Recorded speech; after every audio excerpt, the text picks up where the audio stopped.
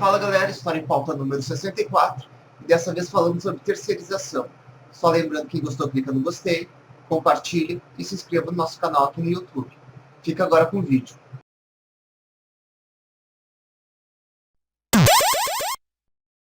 Programa História em Pauta, edição 64. Hoje, dia 26 de março de 2017, temporada 2017 História em Pauta. Pela primeira vez, os companheiros juntos aqui. Pela primeira vez no ano, juntos aqui nos estúdios da Voz do Morro. Então o Freitas vai dar o seu oi clássico. Oi! Freitas, antes da gente entrar no assunto, na pauta em si, que é a terceirização, eu queria que tu comentasse sobre o cursinho popular.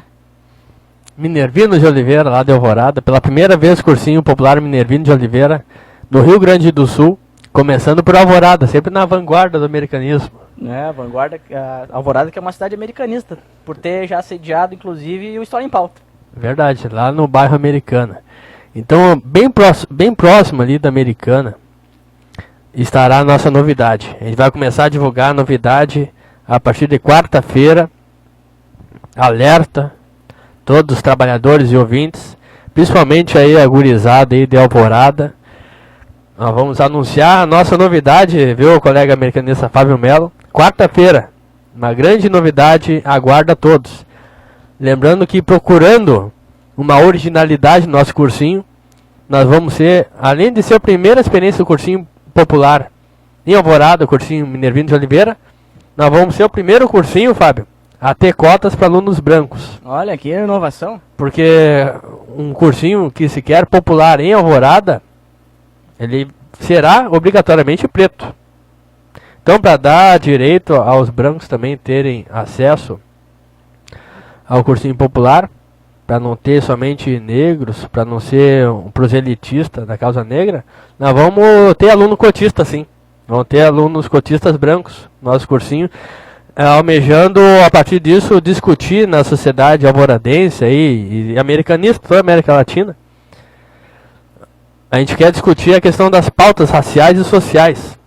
A partir dessa provocação aí, nós vamos ter alunos cotistas, sim. E esses cotistas serão brancos. Nosso cursinho Minervino de Oliveira. Lembrando que o Minervino Oliveira foi um militante negro. Militante negro, foi o primeiro vereador eleito negro da história do Brasil, primeiro candidato negro a presidente do Brasil. Então é uma pessoa da classe trabalhadora, marmorista, articulista de jornal, intelectual negro, uma pessoa importante para a história do Brasil, para mostrar que vários personagens da nossa história colocam aquele político que aumentou, quadruplicou, não sou muito bom de contas, aquele político que ajudou a acontecer uma marca histórica no Brasil, de 4 milhões para 12 milhões de trabalhadores terceirizados no Brasil. Esse personagem aí deve estar no lixo da história, porque tem outros personagens muito mais importantes. Está oculto. Tá oculto. Mas a princípio, um personagem que é muito lembrado aí na história do Brasil, que é dito o melhor presidente da história do Brasil, aumentou para mais de 10 milhões a mais de trabalhadores terceirizados no Brasil. Então é necessário e urgente a gente ressaltar a importância de militantes negros. A exemplo do Minervino de Oliveira, que ninguém conhece, ninguém nunca ouviu falar. Então a gente quer provocar também nesse sentido aí. Há muito além, na nossa história, há muito além do PT. A Minervino de Oliveira também.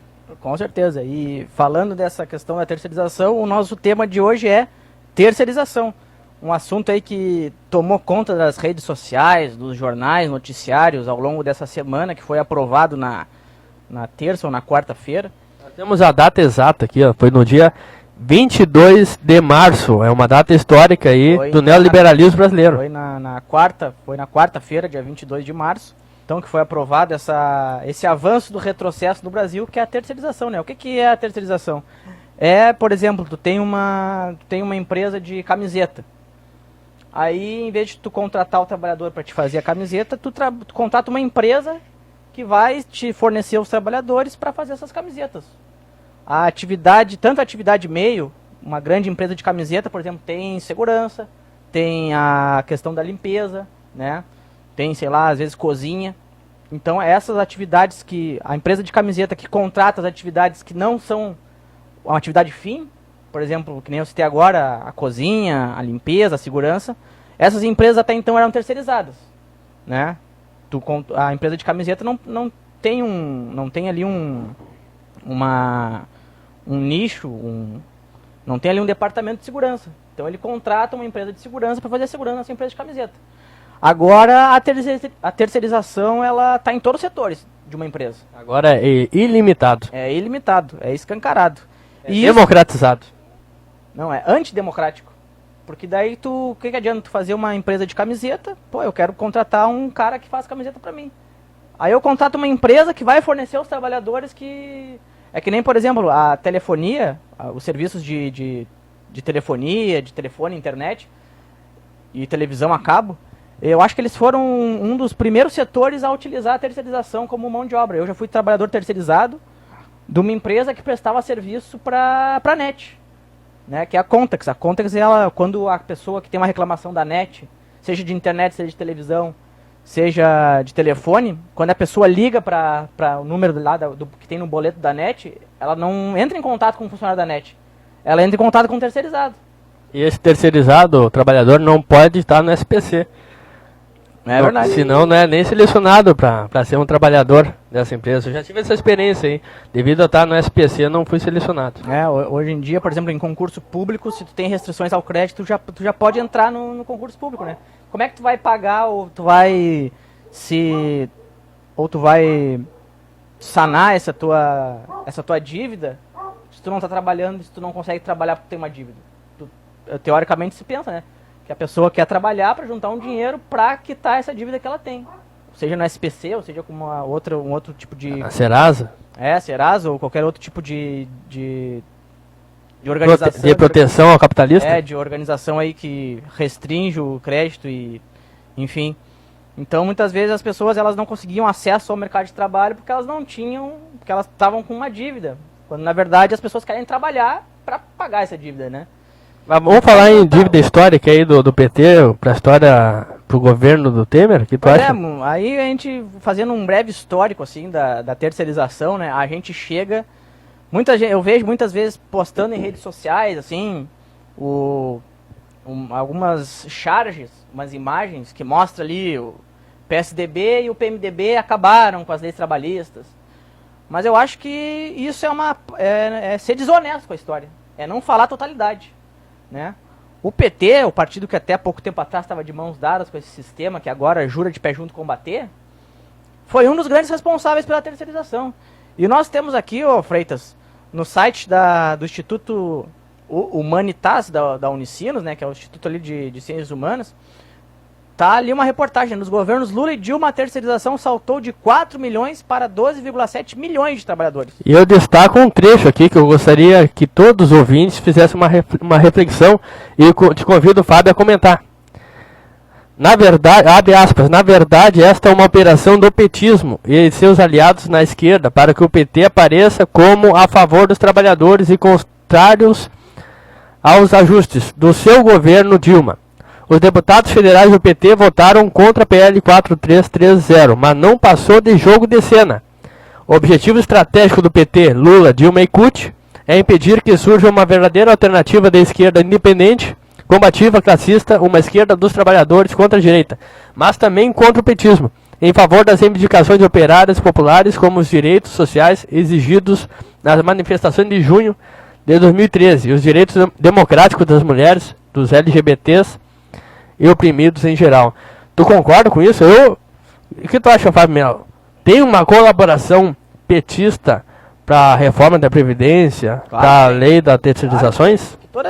Eu concordo com essa frase e digo mais, a candidatura do Lula que estão querendo lançar em 2018 é um desserviço ao movimento popular.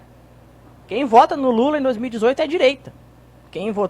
Eu já votei no Lula, o Lula não representa nenhuma alternativa ao modelo que está aí, pelo contrário, ele é o cara da conciliação, ele é o cara que quer conciliar todas essas barbaridades que estão tentando colocar em pauta aí, a reforma trabalhista, a reforma da Previdência, a terceirização, é um cara que quer conciliar, sempre teve esse perfil conciliador, né? Pô, um cara que traz para ser presidente do Banco Central o Henrique Meirelles, que é o cara que está pautando a reforma da Previdência, a reforma trabalhista, e é o cara que defende a terceirização. É o nosso ministro da Fazenda, né? O Lula chamou ele pro Banco Central, um cara do PSDB, um homem de confiança do Fernando Henrique Cardoso. Um cara que trouxe o Eduardo Cunha do Rio de Janeiro, do ostracismo, para a Câmara Federal. E o Eduardo Cunha fez o que fez. Então o PT não tem mais moral nenhuma para defender qualquer tipo de bandeira contra a reforma trabalhista. Embora eles estejam na rua aí, eu encontro vários companheiros aí que são do PT, que são de luta, que são aguerridos, que estão na luta aí contra essas reformas, mas o PT já perdeu toda a sua moral, toda a legitimidade de lançar o Lula aí, é mais para salvar o partido do que realmente trazendo um projeto de nação, ou um projeto mínimo de enfrentamento comum, assim, de pautas progressistas a 2018, né? Então eu não tenho dúvida que se atualmente o PT ele grita fora Temer, é porque eles querem que o Rodrigo Maia entre no lugar do Temer, né? Porque se o Temer sair, entra o Rodrigo Maia. E o Rodrigo Maia, por coincidência, eles apoiaram quando teve eleições para Câmara, para presidente da Câmara dos Deputados. O candidato do PT foi o Rodrigo Maia, que é do Democratas, né? Que é o Democrata do Rio de Janeiro. E o PT, sem dúvida nenhuma, deixou de apoiar um campo mais combativo à esquerda, na figura do deputado André Figueiredo, que com todos os seus defeitos ainda assim fazia um enfrentamento, para apoiar um candidato do sistema aliado ao Temer, ao Rodrigo Maia. Então, quando o PT grita fora Temer, é porque eles querem o Rodrigo Maia, que é o candidato que eles apoiaram para a presidência da Câmara dos Deputados. Bom, continuando essa matéria muito interessante aí, tem um trecho de um comentário publicado pela Esquerda Diário, que diz o seguinte: o que ninguém quer dizer é que já são 12 anos de governo do PT e o trabalho precário se instalou no Brasil como nunca antes. Já são 12 anos de um governo supostamente dos trabalhadores e o capitalismo no Brasil continua de vento em popa, apesar de vai e vens na economia. Mesmo com a base aliada à oposição de direita, quem esteve à frente do governo nesses anos foi justamente esse PT que contou com o apoio em todos os seus mandatos de toda a burocracia sindical. Pelega. Esse dado aí sobre a colaboração petista para o suposto golpe é importante deixar claro, até porque nós consideramos a verdade sempre revolucionária. Com certeza. E nós somos um grupo de estudo. Nós somos leninistas. Mas mas agora é mentiroso, bichado do bolso. Mas é o seguinte, é importante a gente mostrar as contradições dessa história.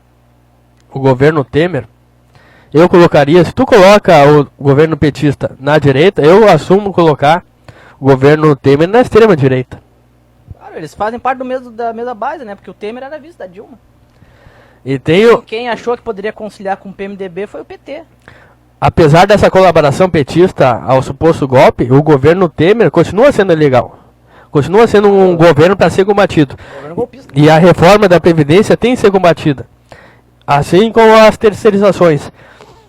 Nesse contexto, o próprio PMDB, nas redes sociais, legitima o discurso do golpe do PT. A exemplo dessa frase: se a reforma da Previdência não sair, tchau, Bolsa Família. E não era justamente isso que a Dilma dizia? Se ocorrer o golpe, tchau, Bolsa Família? É verdade. É cada um usando o terrorismo psicológico para se manter ali no seu projeto de poder, né? Projeto de Brasil, projeto de nação não tem nenhum. Projeto de poder tem. Mas, Freitas, a gente recebeu aí uma colaboração muito importante sobre esse tema terceirização. A gente ainda vai debater alguns artigos aí que são bastante enigmáticos sobre essa questão. Mas nós recebemos um áudio aí do companheiro Marcito. Nosso grande companheiro do grupo de estudos. Lá de Alvorada, e do Luiz Marcelo, que é lá de Foz do Iguaçu, né? Lá do Paraná. Do Paraná. Que mandaram uma contribuição ali no grupo do WhatsApp do Cipriano Barata. E o Freitas agora vai fazer esse favor de passar o áudio aí. E lembrando que o Marcito é nosso professor do cursinho Popular Minervino de Oliveira. Nosso colaborador, né? É o termo que a gente até usa nas atas aí, mas de modo irônico também. Mas não deixa de colaborar conosco. E nosso membro efetivo do grupo de estudo americanista, Cipriano Barata. Vou colocar o áudio, então. Peço a atenção de todos, porque ele vai mostrar como a terceirização age concretamente no município onde ele leciona, onde ele trabalha como professor. Olá, boa tarde, Freitas. Boa tarde, Melo. Boa tarde, ouvintes. Tudo numa boa? Tudo certinho? Já que esse tema do programa de hoje é sobre as terceirizações, vou fazer meu relato. Eu sou Marcito Luz, professor aqui nas redes estadual e municipal aqui em Alvorada. Trabalho aqui na cidade desde 2004, moro na cidade desde 2008. Pois bem, quando cheguei aqui no município, era o último ano do mandato da prefeita Estela Farias, e uma coisa já tinha me chamado a atenção nos meus 3 primeiros meses de trabalho, que era o seguinte: todo o serviço de limpeza das escolas e o serviço de cozinha, de merenda, todo ele era terceirizado. E eu não conseguia entender os motivos disso. Até que chegou o ano de 2007, fui convidado para trabalhar na Secretaria de Educação, onde trabalhei entre 2007 e 2009 na assessoria pedagógica da Estela Farias. E uma coisa já tinha me chamado a atenção nos meus 3 primeiros meses de trabalho, que era o seguinte: todo o serviço de limpeza das escolas e para serviço de cozinha, de merenda, todo ele era terceirizado. E eu não conseguia entender os motivos disso. Até que chegou o ano de 2007, fui convidado para trabalhar na Secretaria de Educação, onde o relato onde trabalhei contaram de 2009 na assessoria pedagógica, 3 anos conversando com vários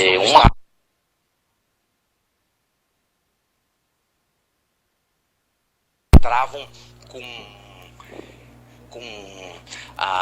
aquele atestado com delimitação de função, é o nome disso.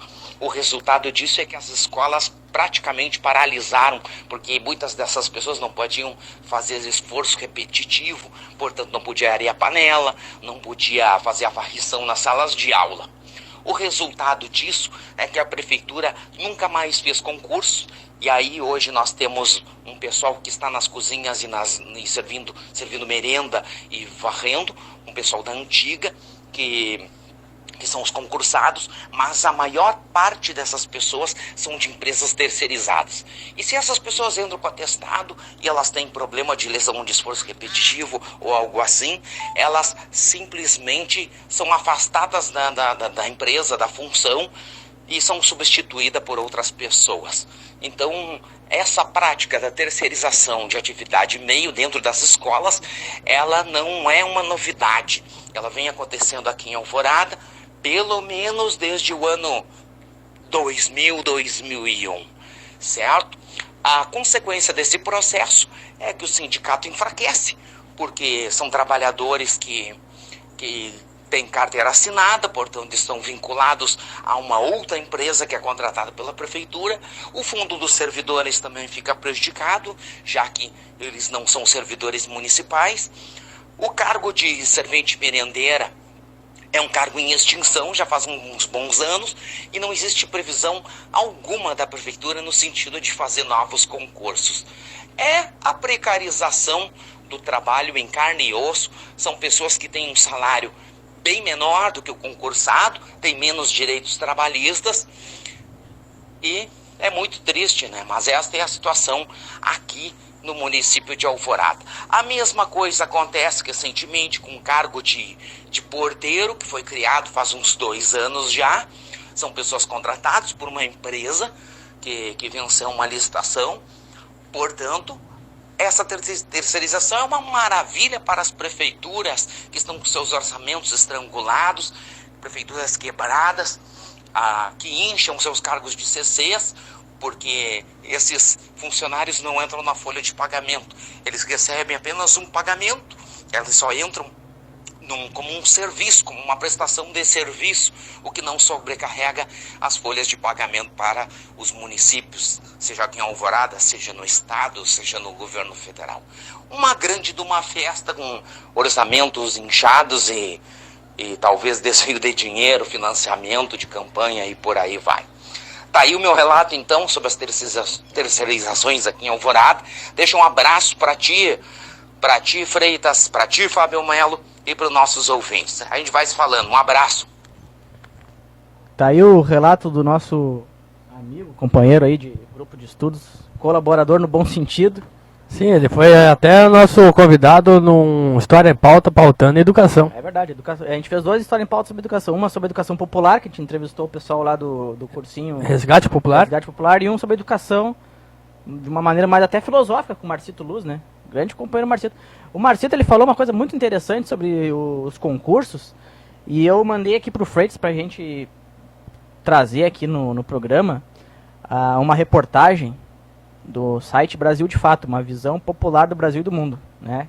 E a reportagem, ela é do dia 23 de março, né? Um dia depois da aprovação dessa terceirização, que traz um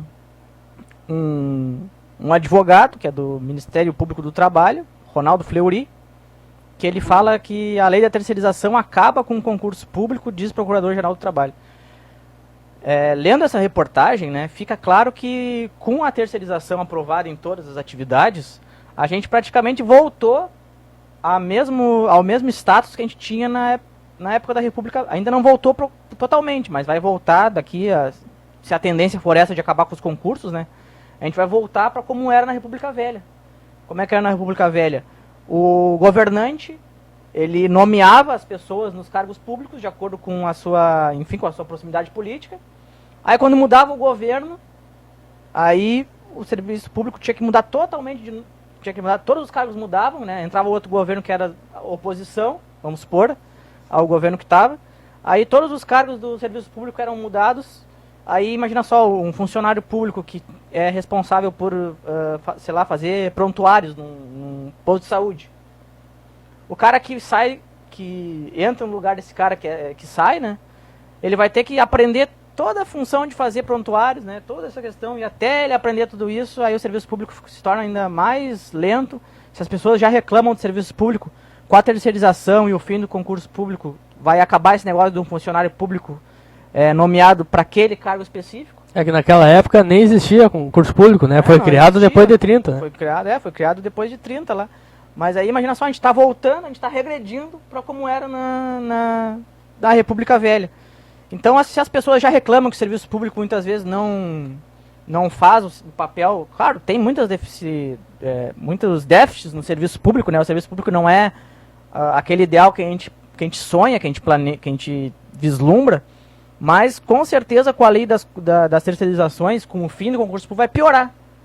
Imagina só, tu vai contratar para ser professor de uma escola municipal ou estadual. Tu vai contratar uma empresa que vai fornecer esses professores que muitas vezes nem diplomação tem, ou que não tem faculdade. Bastando ter o notório saber. Imagina se o Instituto se uma prefeitura como a Prefeitura de Porto Alegre, que é do Marquesan, que é do PSDB, que é vinculada a esses caras do MBL, Instituto Millennium, Kim não sei o que, Rodrigo Constantino. Imagina se eles chamam esses caras de uma think tank, né, parceria público e privada, que são essas ONGs, essas organizações. Eles não vão chamar o Cursinho Popular Minervino, que são professores formados, eles vão chamar esses caras do Instituto Milênio para dar aula na escola municipal. Então o perigo que é a terceirização, né, de acabar com o concurso público, muitas pessoas falam, porque o funcionário público é vadio, não trabalha, quando na verdade muitos funcionários, a gente não pode generalizar, né, mas com certeza com a terceirização vai piorar o serviço público. Aí as pessoas que já reclamam que o serviço público não oferece aquilo que deveria oferecer, né, um serviço realmente de qualidade, de excelência, com certeza vai piorar com a aprovação da terceirização em massa. É como se fosse verdade de que tudo que é privado fosse bom, né? Até porque as empresas privadas também têm suas deficiências, né? Devido à exploração do trabalho, os trabalhadores também têm suas dificuldades. Tanto faz uma empresa privada como pública, né? Tu quer ver um exemplo disso? É banco. As pessoas vão no Banrisul e reclamam que tem fila. Mas vai no Bradesco, vai no Itaú, também tem fila, né? Então é uma coisa que perpassa essa ideologia de público-privado que as pessoas tentam colocar como coisas contrárias, quando deveria ser até de certa forma complementares, né? O público deveria regulamentar o privado para que o privado também ofereça serviços para o público de forma positiva. Outro exemplo que o serviço público nem sempre é prestado, quer dizer que o serviço privado é prestado de forma ideal, é os ônibus de Porto Alegre. A passagem é cara, os ônibus vêm superlotados, num calor dos infernos os ônibus não têm ar-condicionado, né? Fazem licitação, sai empresa, entra empresa, que na verdade são sempre as mesmas, só mudam de nome, e o serviço continua deixando muito a desejar. Tem empresários de ônibus que falam que algumas linhas são extintas porque não tem demanda, Mas em vez de extinguirem essas linhas, né, deveriam baixar o valor da passagem nessas linhas, né? Ou até abolir o valor da passagem, até porque o transporte é público, né? É verdade. Então, pra te ver E a como partir do nem momento sempre- que cobra, deixa de ser nem público. sempre o público é ruim e nem sempre o privado é bom e também ao contrário, né? Nem sempre o privado é ruim e o público é bom. Eu acredito que na essência disso esteja no senso comum da população em geral, de que tudo que é coletivo é ruim, quanto mais individual, melhor. Infelizmente é a ideologia neoliberal, mas tem outro áudio aí, Freitas, que tu quer? Do grande professor Luiz. Então, depois de ouvir esse áudio, vamos pro intervalo musical aí. Vamos preparar as mentes aí do pessoal para mais reflexões. Depois do intervalo, o Rodrigo vai trazer um comentário aí sobre a música de hoje. Ligando com o programa anterior, eu vou colocar aqui o áudio do professor Luiz, que tem vários textos aí de grande qualidade, grandes contribuições. Uma delas foi sobre a contribuição dos poloneses brancos para a Revolução Haitiana. É um professor muito importante para o nosso grupo de estudo. Vou colocar agora o áudio dele. No Paraná, de certa forma, temos uma situação em parte semelhante à dessa terceirização. É o chamado PSS, Processo Seletivo Simplificado. Esse PSS ele foi implementado pelo governo do estado do Paraná por meio da Lei Complementar 108 do ano de 2005. Em seguida, pelo Decreto 4.512 de 2009. Por meio desse sistema, sempre ao final ou início de um ano, é lançado edital para a contratação de professores ou de funcionários temporários. Ao final do ano, o contrato é sempre encerrado e o contratado terá de esperar até conseguir abrir um novo contrato, nisso ficando sem emprego, até a abertura de um novo contrato, caso ele o consiga. Isto porque o sistema, inclusive, estimula uma competição violenta entre os educadores em geral. E por quê? Bom, ele determina uma pontuação que exige que os profissionais acumulem títulos ao máximo para terem uma chance de realmente conseguir um novo contrato no ano em questão. E isso, inclusive, com uma remuneração abaixo da de um concursado. Além disso, o que mais falar sobre o sistema de PSS?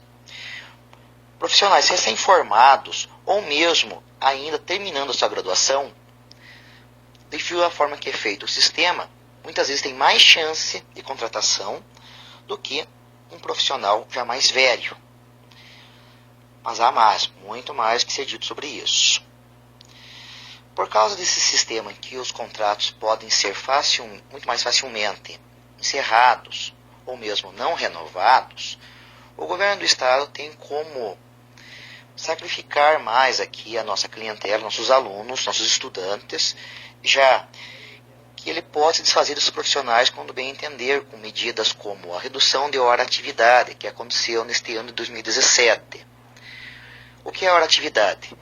É um tempo fora da sala de aula que o professor pode planejar suas aulas, ele pode pesquisar novos conteúdos, ele pode melhor se preparar para o trabalho com os alunos.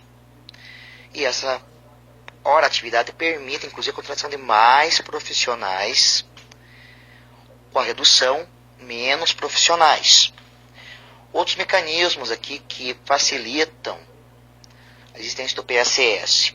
Redução de salas de aulas, remanejando seus alunos, que também favorece mais ainda o desemprego.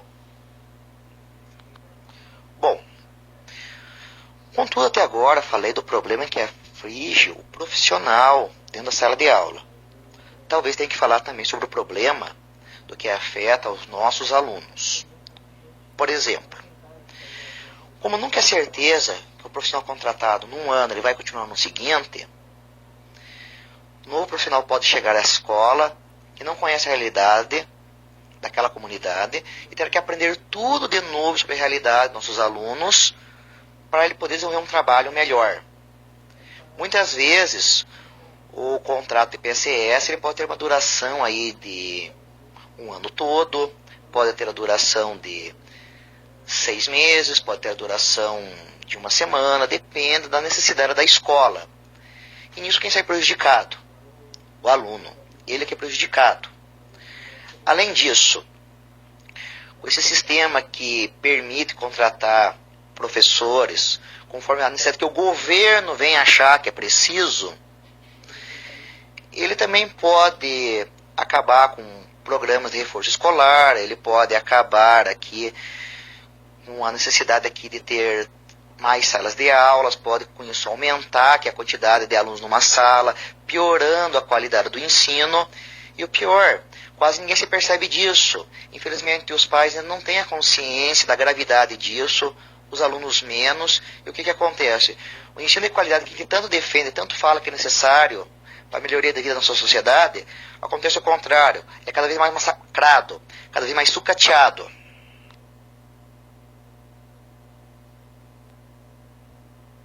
Nós terminou nosso áudio aqui repentinamente, mas uma grande contribuição, assim como o Marcito Luz, o professor Luiz Marcelo, nos trouxeram dois exemplos concretos de dentro da sala de aula dos males, dos malefícios aí para os trabalhadores da terceirização, que foi aprovada autoritariamente no dia 22 deste mês, às escondidas.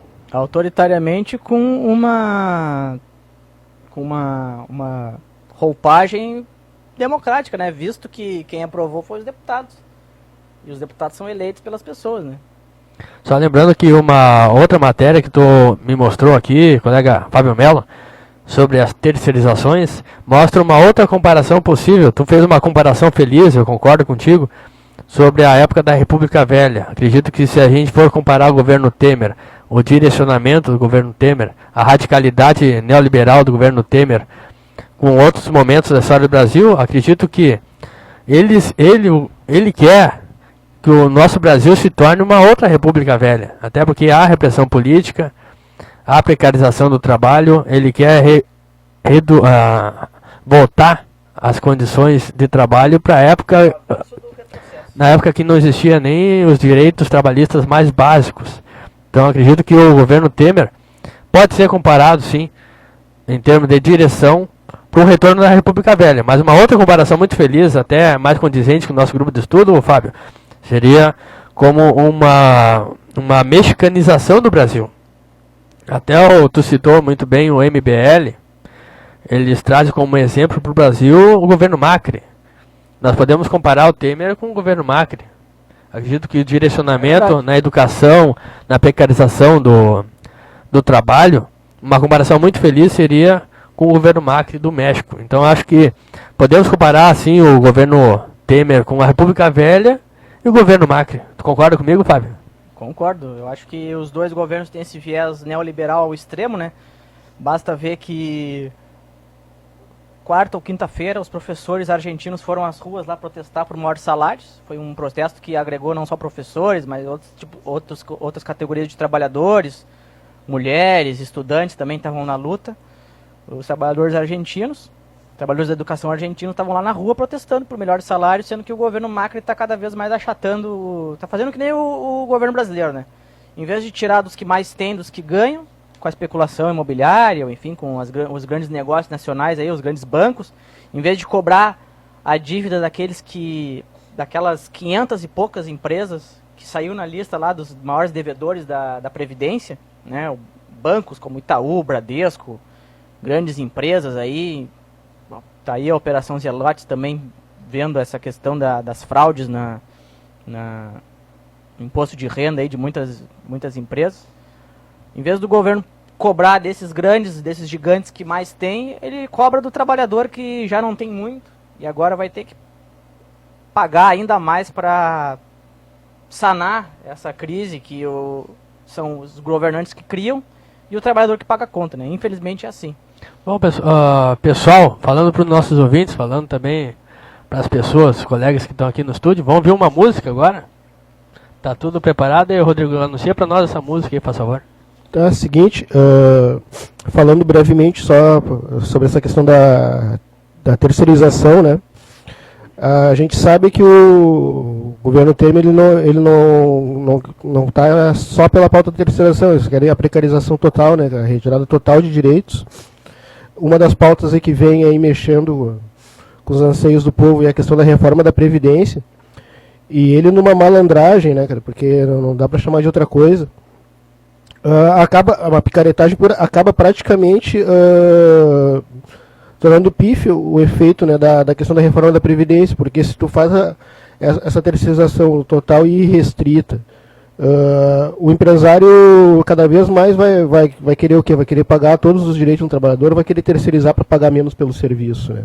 E a gente sabe a situação atual dos trabalhadores terceirizados, que sem garantia alguma de direitos, né? Tu pegar o exemplo agora dessa liberação do fundo de garantia para algumas pessoas, empresas seletistas, cara, que teria que cumprir todos os critérios da legislação trabalhista, que todos os trabalhadores que tinham seus direitos garantidos na carteira de trabalho foram retirar o fundo de garantia, não tinham porque simplesmente a empresa ia lá e não depositava.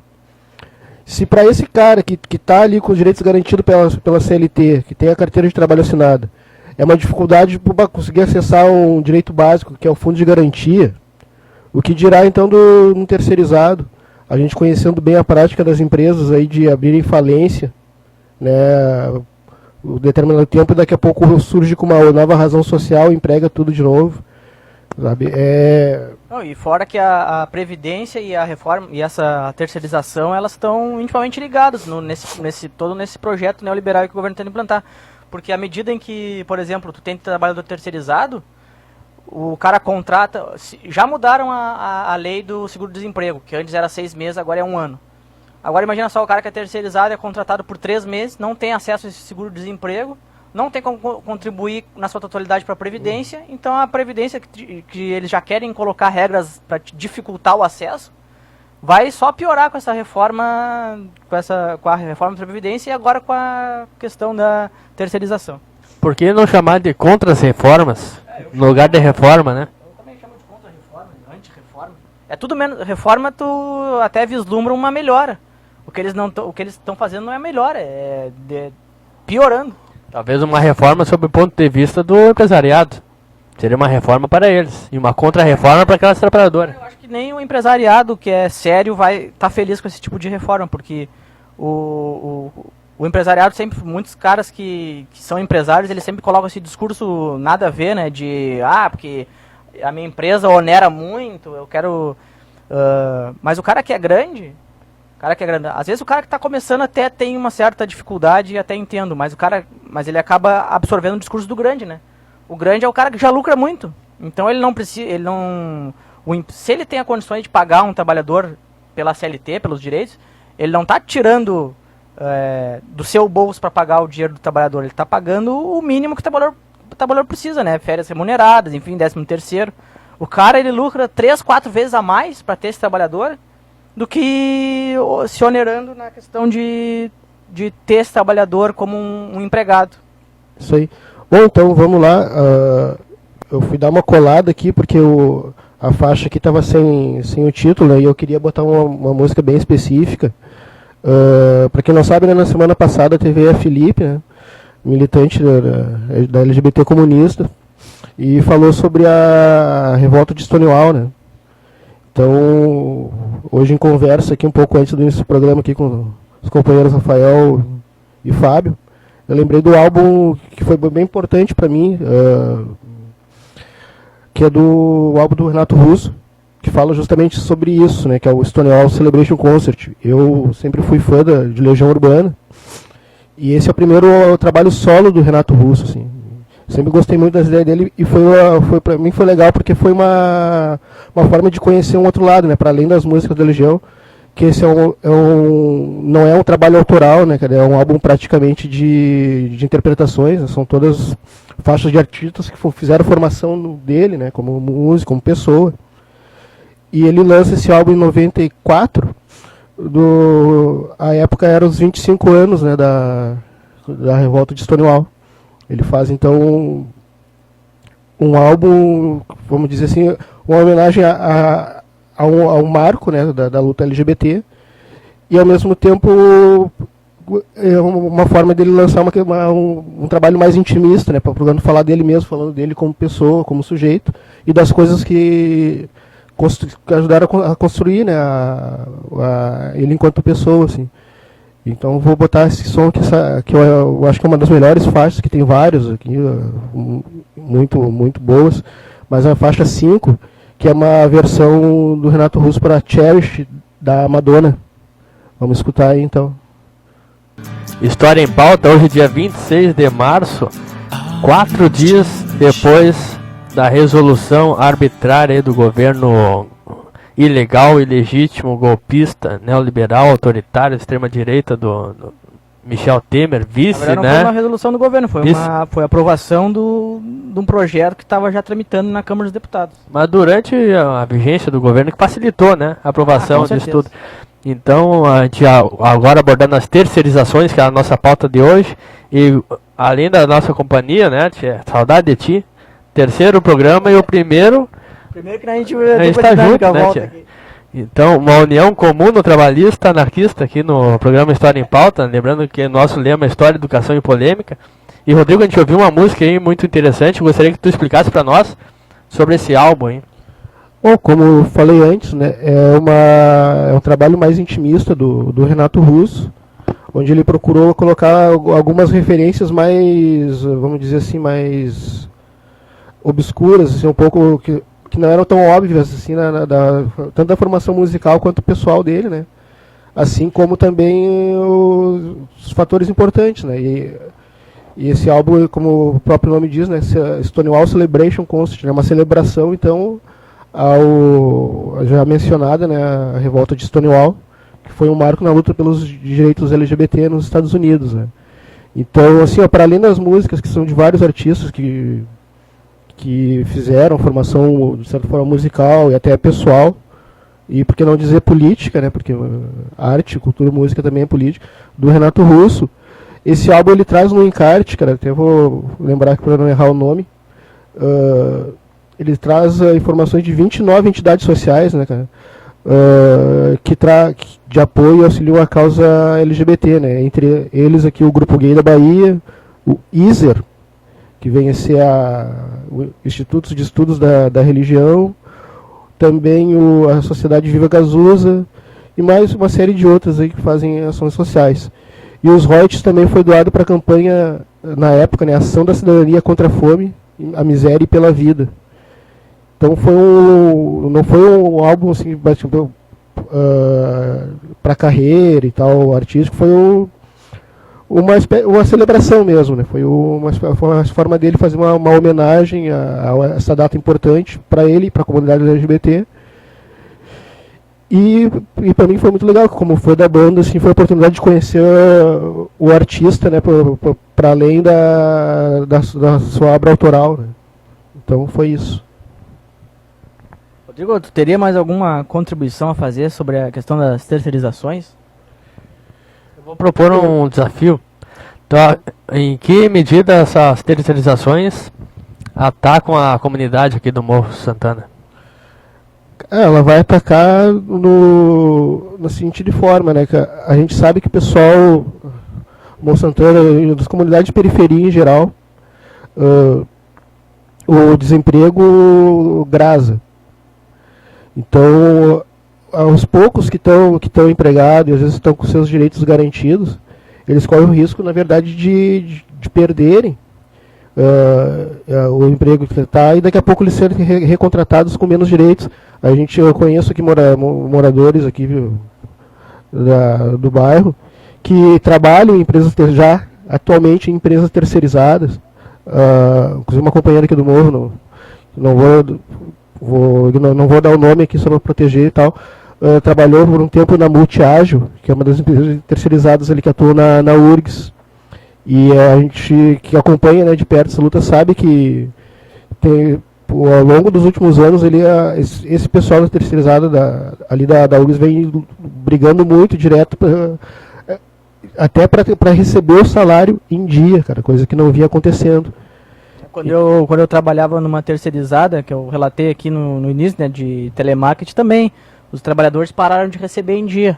E não era só o salário, era a questão do vale alimentação, que muitas vezes tu era obrigado a comer dentro da empresa e sem o vale alimentação tu não conseguia retirar a comida de dentro da empresa.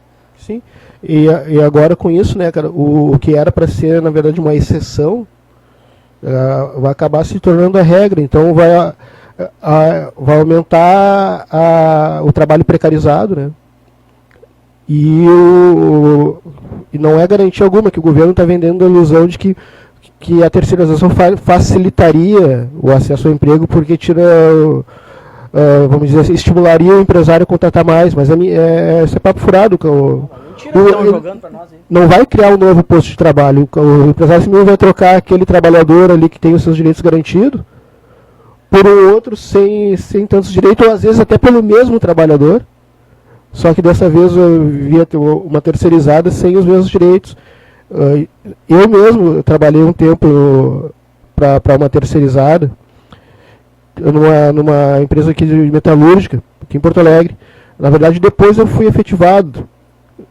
E assim, eu trabalhei, no fim das contas, por quase um ano. E quando eu fui demitido, eu não tive direito, por exemplo, ao seguro-desemprego. Porque se tivesse contado desde o primeiro dia de trabalho na empresa, eu poderia ter tido acesso. Mas como ali os primeiros meses eles contavam pela empresa terceirizada e não diretamente pela empregadora formal, e esse contrato temporário ele podia ser ampliado por mais alguns meses, eles foram levando esse banho-maria, né? Me levaram ali no temporário, na remoção, o que deu. Aí depois, como eu ainda precisava do meu serviço, né, a empresa acabou me contratando diretamente. Só que aí, esse período aí, quando vem o contrato direto com a empresa, e aí sim até o meu salário sobe, ele fechou 5 meses, então o mínimo era 6 meses ainda para poder receber. Imagina que vai ser 1 ano. E agora imagina a pessoa 1 ano para poder receber. Por uma terceirizada, tu não vai ter acesso a seguro-desemprego nunca. É isso.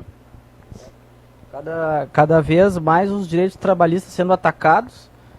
E isso faz pensar, Freitas, já que a gente mencionou na questão do concurso público, que a gente está retroagindo a República Velha, faz pensar que, por exemplo, um episódio que aconteceu em 1911 em Nova York, numa fábrica de roupas, que matou 145 trabalhadores, um incêndio, né?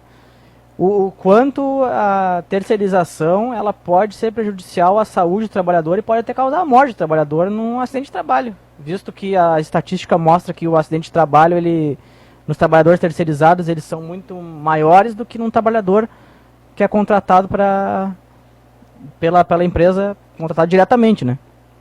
Eu arrisco propor sabe que nos livros de história, principalmente didáticos, é normal o historiador, o autor, dividir períodos dando um nome para esses períodos, né? Então é risco denominar o período que ainda não terminou do governo Temer. Chamar de Idade das Trevas. Tirar da Idade Média e trazer para o Brasil atual esse nome, Idade das Trevas. O que tu acha? Mas aí se a gente comparar com a Idade Média, até o trabalhador da Idade Média tinha pelo menos uma casa para viver, né? Conseguia trabalhar ali na sua terra. O servo era preso à terra, né? Tinha moradia, né? Hoje em dia o trabalhador está cada vez mais precarizado. Mas eu queria comentar sobre esse incêndio que aconteceu no dia 25 de março de 1911, lá em Nova York, na fábrica de camisetas Triângulo, né? Eu comentei até aqui no começo o exemplo de como seria uma terceirização. Mas naquela época não existia direitos trabalhistas nenhum nos Estados Unidos, que já são limitados nos Estados Unidos, né? Mesmo depois lá do Roosevelt, depois da crise, ainda assim os direitos lá são limitados. Agora imagina no início do século XX como é que era. Essa fábrica era de propriedade do Blank e do Harris, que já tinham um histórico de incêndios na fábrica, que alguns trabalhadores já tinham sido feridos, enfim. E aí eu vou ler uma parte aqui que está no Opera Mundi, hoje na história, o incêndio da fábrica de roupas, né? Diz o seguinte, abre aspas, Blank e Harris tinham uma notória postura anti-operária. Seus empregados recebiam $15 por semana, a despeito de trabalharem 12 horas por dia, todos os dias da semana. Quando a União Internacional dos Trabalhadores da Indústria de Confecção liderou uma greve em 1909, exigindo melhores salários e menor carga horária, a companhia de Blank e Harris foi uma das poucas manufaturas a resistir, chamando a polícia para reprimir, levar à prisão a mulheres em greve e subornando políticos para virarem o rosto para a causa. Embora Blank e Harris tivessem sido processados por homicídio pelo incêndio de 25 de março, conseguiram sair impunes. A tragédia de que foram responsáveis obrigaram a cidade a adotar leis de proteção. Fecha aspas. Então, tá aí um exemplo que aconteceu em 1911 e que pode se tornar cada vez mais recente com a terceirização e com a precarização do trabalho aqui no Brasil, que agora vai vir como um todo aí nesse projeto que engloba não apenas a terceirização, mas também a reforma da Previdência, a contra-reforma da Previdência, como a gente comentou aqui, e a contra-reforma trabalhista também. Já conseguiram rasgar a CLT através das terceirizações limitadas.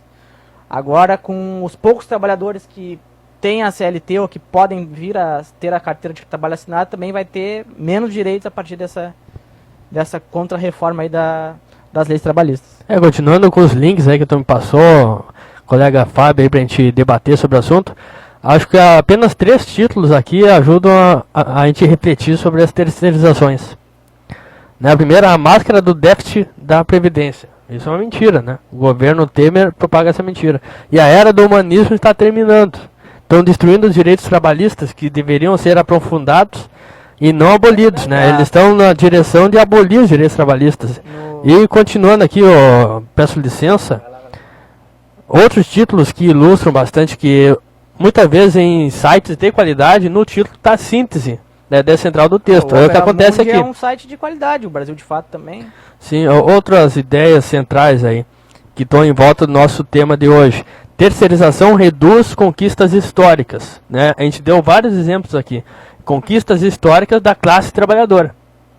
E também a terceirização é uma parte da avalanche neoliberal, retornando ao comentário muito acertado do companheiro Rodrigo, de que a terceirização é uma parte de todo um conjunto de ações do governo Temer contra a classe trabalhadora. E agora, se antes o governo petista se orgulhava de ter o alinhamento das estrelas, né? No governo municipal, governo estadual, governo federal, que era a questão do Tarso, da Dilma. Aqui em Porto Alegre eles não conseguiram eleger nenhum prefeito nesse período. Mas agora tem o alinhamento também do projeto neoliberal em todas as esferas. Aqui em Porto Alegre nós temos o Marquesan, do PSDB. No Estado nós temos esse incompetente do Sartori aí, desgovernando o Estado, né, usando esse discurso vitimista de que pegou um Estado em crise, enfim. Como a gente sabe que o cara que se propõe a ser governante do Estado, ele não tem que reclamar do governo anterior. Ele tem que pegar aquilo que o governo anterior deixou de herança, seja maldita, seja uma herança boa, e transformar aquilo numa coisa positiva, né? O cara que está ali na cadeira de governador, ele sabe como é que funciona, então ele tem que dar um jeito, não pode ficar só reclamando do governo passado. E agora com o golpista Temer lá na esfera federal também, que há um alinhamento dos projetos, né? O PMDB próximo do PSDB, seja nos ministérios a nível federal, seja nas prefeituras e no estado.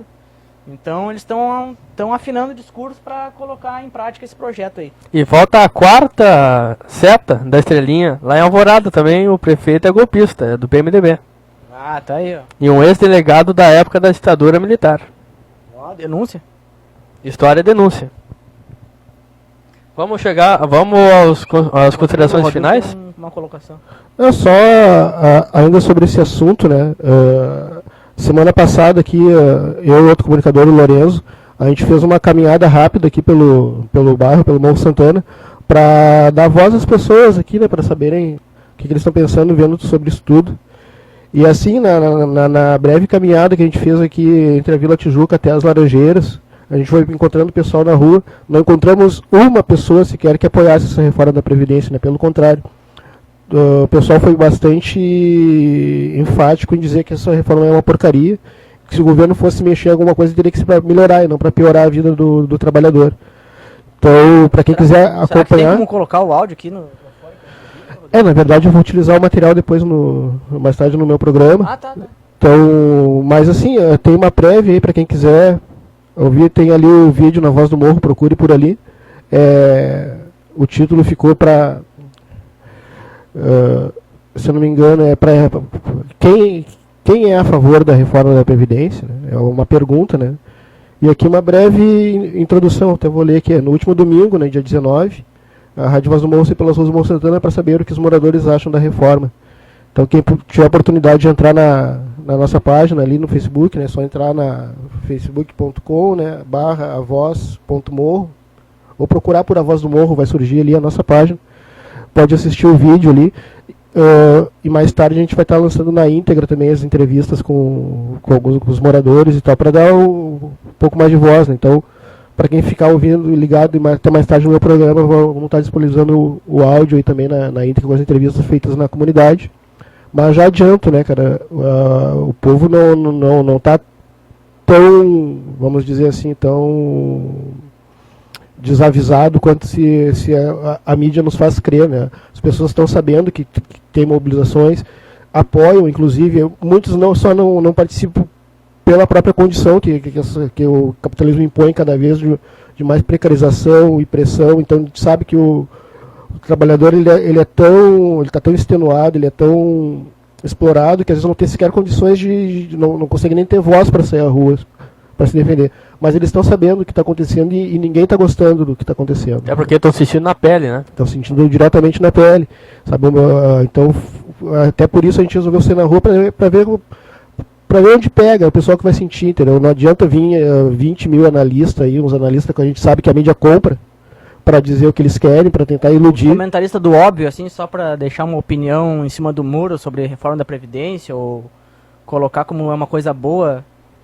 Não tem, cara. Nada melhor do que dar voz às pessoas que se vão sentir na carne. Assim como a questão da terceirização, né, cara? Tem muita gente falando, cara. Mas cara que nunca trabalhou terceirizado na vida, nunca sentiu o que é tu trabalhar numa empresa sem ter os teus direitos garantidos, entendeu? E aí vem dizer pra gente, pro povo, que isso é uma coisa boa, cara. Balela. Eu sei, eu trabalhei nessas condições e afirmo sem medo de errar que não é nada agradável. Então já deixa as tuas considerações finais aí, Rodrigo. E o chamado já pro teu programa mais tarde. Bom, então, as minhas considerações finais é essa, né, cara? Vamos procurar se informar, parar e refletir, né? A gente sabe que a mídia tenta colocar, mas nada melhor que nós mesmos para saber como a gente sente, o que é bom e o que é ruim para nós, né? Então, peço aí ao trabalhador, ao morador, ao desempregado, ao estudante que está em casa, a estudante, que pense, né? O que tem de bom, né, nessa reforma, o que tem de bom em trabalhar até mais tarde para garantir um mínimo, né? Que na verdade, porque a gente sabe que muita gente, principalmente aqui é a realidade de muitos aqui no Morro Santana, as pessoas se aposentam e seguem trabalhando. A minha tia aqui, a Dona Odete, é um exemplo disso. Ela já está com mais de 80 anos, já se aposentou há algum tempo e segue trabalhando de doméstica para conseguir minimamente manter a casa. Ela ainda divide os custos da casa com a minha outra tia, que também está se aposentando, mas segue na atividade de costureira, porque sabe que o cara fala ainda, né, que tem a impressão de achar que é aposentado e vagabundo, mas esquece que é uma pessoa que contribuiu a vida inteira e muitos seguem contribuindo, não porque estão em plenas condições de seguirem trabalhando. Eu sei que as minhas tias estão cansadas, elas gostariam de poder não trabalhar mais, de viver da aposentadoria, mas não é a realidade do povo trabalhador. A gente sabe que o que o governo paga, essa aposentadoria mal dá para levar uma vida decente, então às vezes a pessoa tem que seguir trabalhando, mesmo recebendo a aposentadoria, para ter o mínimo de condições, e o governo quer tirar até isso agora do nosso povo. Bom, eu faço um comentário final aí, só explicando aos ouvintes a situação do as condições, né, a construção desse nosso programa de hoje, que resultou numa edição muito rica. Até porque eu sou contra a gente negar os pós-modernos. Eu acredito que a gente deva superar e usufruir daquilo que é bom. Então, a gente teve aqui exemplos. Tu citou tua experiência na Contax, o colega Rodrigo explicou seu exemplo como trabalhador terceirizado. Então, usar o lugar de fala para a classe trabalhadora usar a sua vivência como explicação para a gente teorizar depois é muito rico. Eu acho que isso é um bom uso das categorias pós-modernas. Lugar de fala para a gente entender a economia, a situação social e a realidade concreta é muito útil. Não apenas para questões de gênero, questões de sexualidade, né? Então eu quero pontuar essa questão aí que eu ando pensando muito, de não haver sectarismo no âmbito da cultura. Então acho que os pós-modernos, a esquerda pós-moderna, não deve ser negada. acho que tem alguns aspectos muito úteis, até para o nosso grupo de estudo. Exemplo do que a gente fez hoje. No nosso programa hoje teria um convidado, e 2 dias antes ele disse que não poderia vir, e eu estava agora reingressando, né, no comércio de venda, minha força de trabalho, né, voltei a ser orgulhosamente explorado pelo capital, então eu estou com o tempo muito reduzido, então eu me preparei para o programa hoje, né, lembrando que nosso programa de rádio é na verdade uma reunião de estudos, É verdade. e aconteceu concretamente hoje, eu estou muito orgulhoso disso. Então, A colaboração do Marcito, do Rodrigo e do Luiz também. Então a gente fez mais uma reunião de estudo, a gente aprendeu muito aqui, espero que todos os ouvintes, principalmente trabalhadores, estudantes do Morro Santana, Alvorada e toda a América Latina tenham apreciado essa experiência nossa. E com isso eu deixo um abraço no coração, mas lembrando que nosso grupo de estudo, também a Voz do Morro, Resistência Popular, também está dentro, e o Cursinho Popular Minervino de Oliveira são parceiros e vão fazer muitas construções juntos, muitos eventos, e estamos todos juntos com uma experiência subversiva nessa época de trevas aí, que a gente não deve temer. Ser subversivo numa época dessa é um ato de rebeldia, parafraseando ali o pensamento feminista, né? Numa sociedade que lucra com a nossa insegurança, gostar de si mesma é um ato de rebeldia. Então, numa época de trevas, fazer um enfrentamento ser subversivo é um ato de rebeldia. Eu finalizo minha contribuição e tu dê tuas considerações finais, colega Fábio Melo, sobre nosso tema de hoje, terceirizações. Eu acho que foi um tema muito bem aproveitado por nós, trazendo nossas experiências pessoais no mercado de trabalho, né, que é importante para a gente ter também essa leitura mais empírica, de como é que, como o Rodrigo bem disse aqui, só quem trabalhou como terceirização tem uma certa propriedade para dizer assim, como é que funciona esse sistema de trabalho explorativo. E agora, cada vez mais, né? A questão que eu mesmo mencionei aqui no começo sobre, por exemplo, professores. Imagina só uma escola pública que não tem mais professores concursados, vai contratar aí um Instituto Millennium para dar aula, vai contratar aí um MBL para dar aula. Quando, na verdade, sendo que já fizeram uma reforma no ensino médio aí que impossibilita a história de ser um conteúdo obrigatório. Educação sendo cada vez mais atacada, os direitos trabalhistas sendo cada vez mais atacados. Então a nossa sociedade vive um momento muito, muito crítico, muito delicado.